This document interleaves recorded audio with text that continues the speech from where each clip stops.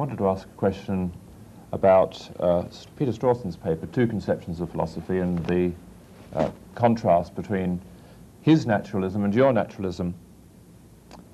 In that paper, Strawson says, what's this alternative conception? In other words, what's his conception of philosophy? Well, he says, the common as distinct from the scientific understanding is a complicated affair, embracing an indefinitely large range of ideas or concepts. He gives a long list of concepts and then says, the philosophical aim of those who adhere to my alternative conception of philosophy I take to be that of elucidating the character of such concepts as these and their interconnections.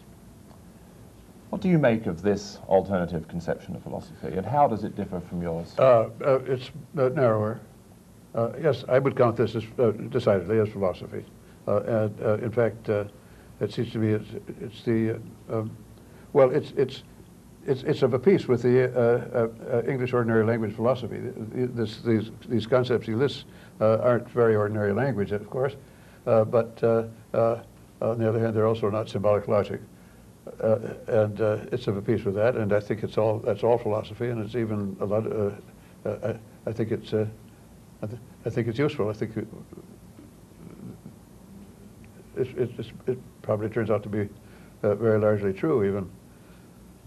But I wouldn't limit it to that because I think there are well a lot more that goes on that interests me in my part of philosophy that doesn't come under that head, not analysis of concepts, but naturalized epistemology is one thing, and then such ventures, fruitful or not, as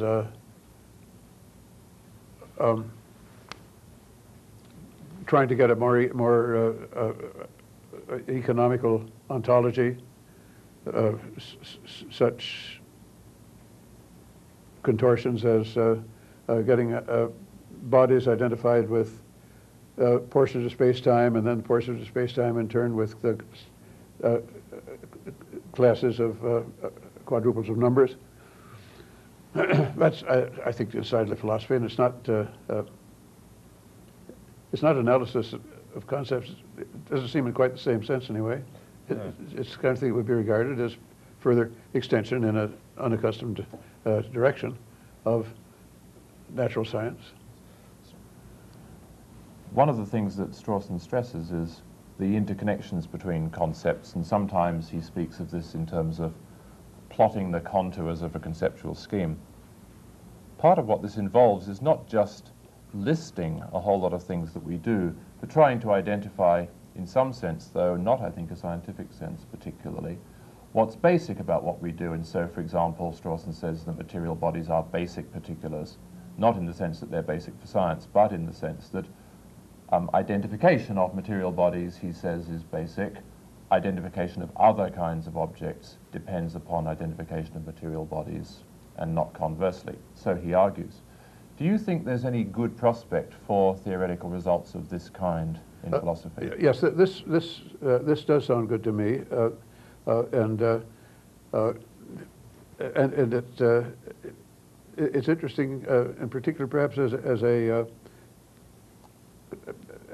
an extension, and what seems to be an increasingly serious extension of ordinary language philosophy, where what is really coming into consideration is the structure of ordinary language, and not the structure in the linguist's sense, but the conceptual structure of our whole ordinary and even extraordinary, even scientific conception of the world.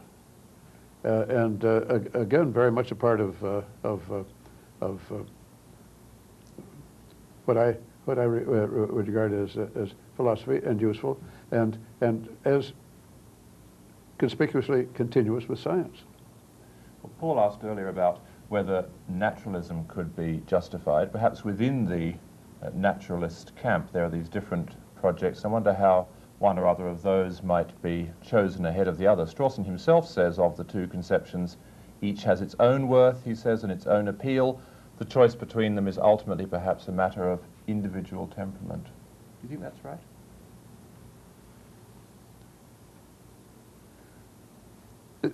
The choice of them for what?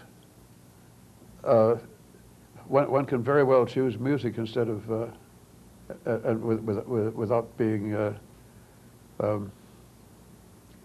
without casting aspersions on philosophy. He can choose music instead, and one can do fiction instead of science. I think of the insistence on observation as the checkpoint, insofar as any checkpoint can be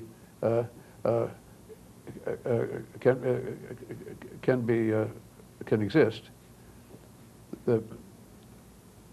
for what deserves the name of science. And although a great deal of what deserves the name of science can't be checked directly or indirectly, I claim, still, when it is checked, it's going to be checked that way.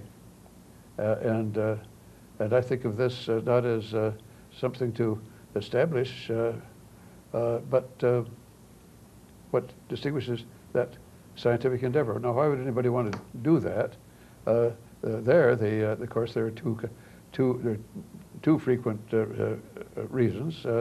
One is technology, and the other is just intellectual curiosity. I suppose the question partly is how large a role science is going to play in one's intellectual life. Strawson, in effect, takes up the question that you've just asked, the question, for what? And he says, for one content to lead his life, at least his intellectual life, in the rarefied atmosphere of science, the choice on this test will go one way. For one content to lead his intellectual life in the muddier atmosphere of the more mundane, it will go the other way. Does that seem to you to be the key, whether one has a taste for the rarefied or a taste for the muddier? Well, I'm wondering just what the other way is in this case, what he has in mind. He just had in mind what he calls the more liberal or Catholic conception of philosophy. Well, I think maybe he should shift to a more liberal or Catholic conception of science, and he wouldn't find the discrepancy. Right.